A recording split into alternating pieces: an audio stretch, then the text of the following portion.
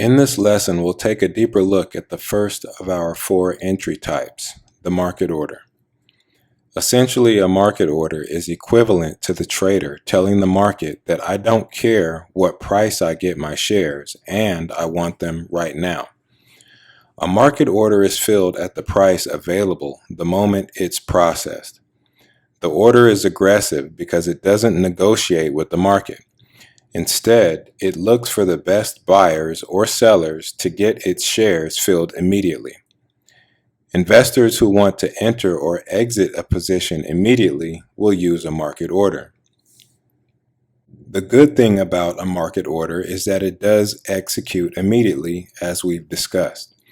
Using a direct access trading platform, shares can be filled in less than a second. Submitting it through an online brokerage firm may take a little longer, but it's still the fastest execution available. The not so good thing about a market order is slippage.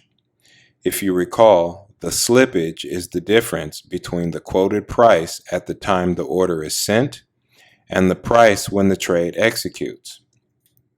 This means when you use a market order, you may not get the best price. In this example, we see a quantity of 500 selected from the order entry bar. That's how many shares we want to buy. When we hit the buy button, our order is immediately sent to the ask, where the sellers are lining up to sell. Since we want to buy, our order is going to look for those sellers. It's also a good idea to see if there could be slippage on this specific order.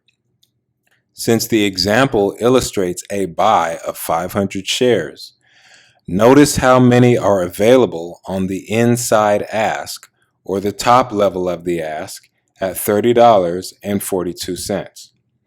There are 100 shares, 11 shares, 300 shares, and 100 shares.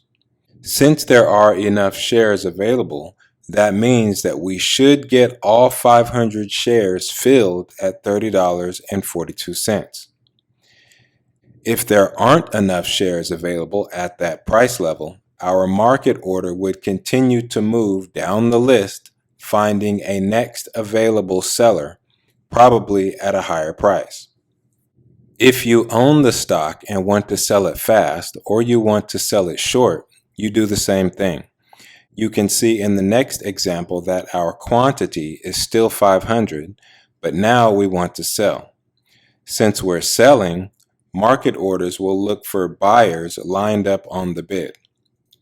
When we hit the sell button for 500 shares, we will get 100 shares at $30.26, 50 shares at $30.25, 100 shares at $30.23, another 100 shares at $30.22, and even another 100 shares at $30.20.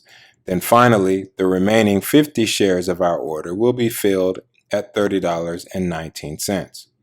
As you can see, our market order this time around is pushing this market downward. In a thinly traded stock like this one, a market order has the ability to move prices, and we could incur a significant amount of slippage. In this case, slippage would cost us 7 cents. Remember, a market order is an aggressive order type used to get in or out of a position immediately. It doesn't negotiate with the market. It simply seeks out the best sellers if you're buying and the best buyers if you're selling. Prices may not be the best, and if it's a thinly traded stock, you could take a pretty big hit from slippage. Now you know what a market order is, how it works, and when it's used. Before you move on, ask yourself, what and how are market orders used for entering and exiting a position? Ask yourself, what is the positive side of using a market order, and what is the negative side of using a market order? Hope to see you in the next video.